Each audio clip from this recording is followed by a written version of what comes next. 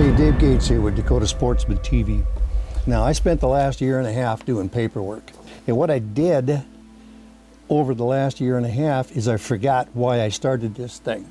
I was so caught up in analytics to make sure that I had everything down in writing and it was perfect, budgets and everything.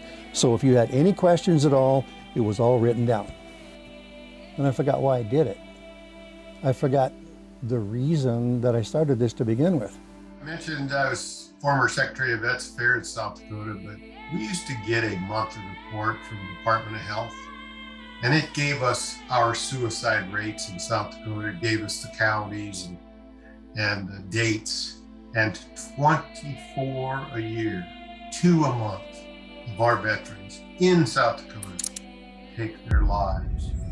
Another amazing fact is if there's fentanyl involved in the suicide, that isn't in the statistic and it doesn't count as a veteran suicide. We're going to run that one again.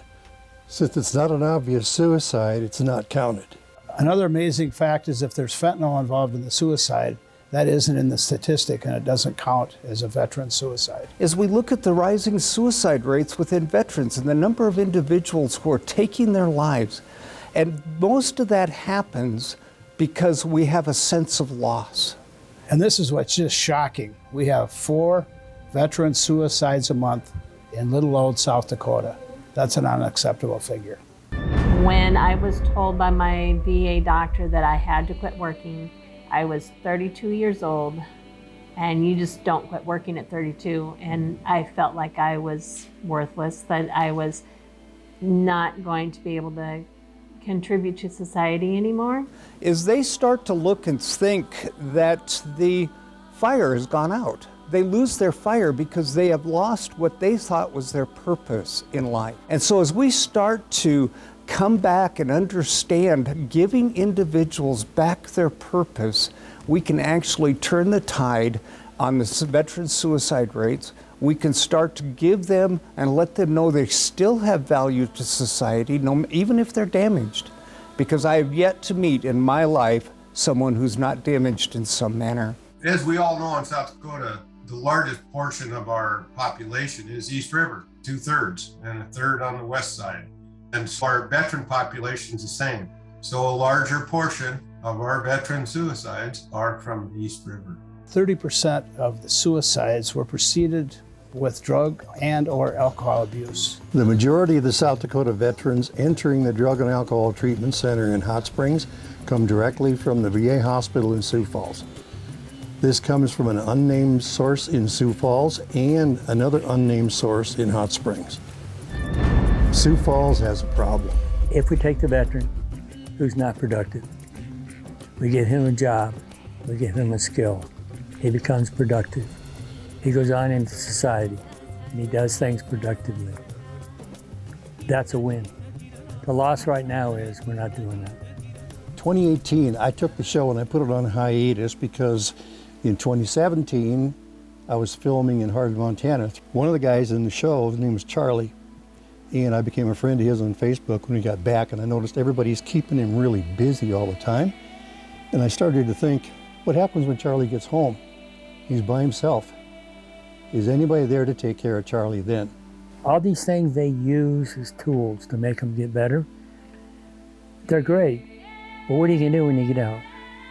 You're gonna go home to where you were, where you didn't have a job, where you ain't got nothing to do, or back on the street. What we need to do is provide a place for those veterans to be.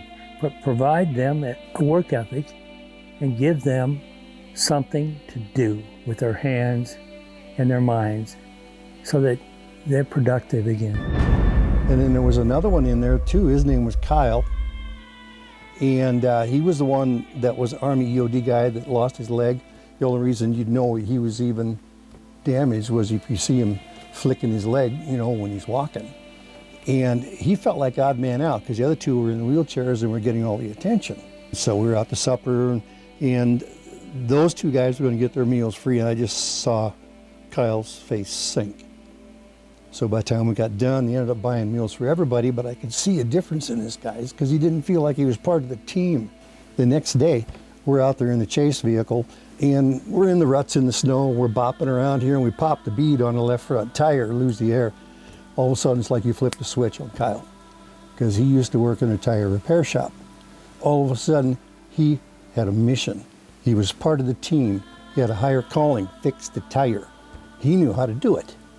So he did it, and it changed him for the whole rest of the time we're out there.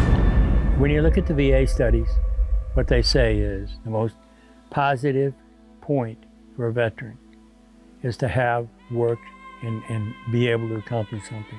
But why we're doing this is to get the Charlies back into life and to get the Kyles excited about life again. This is about Charlie and Kyle. How do we relight that fire that's still there? The purpose that they have in their life is still within them. They've just lost it.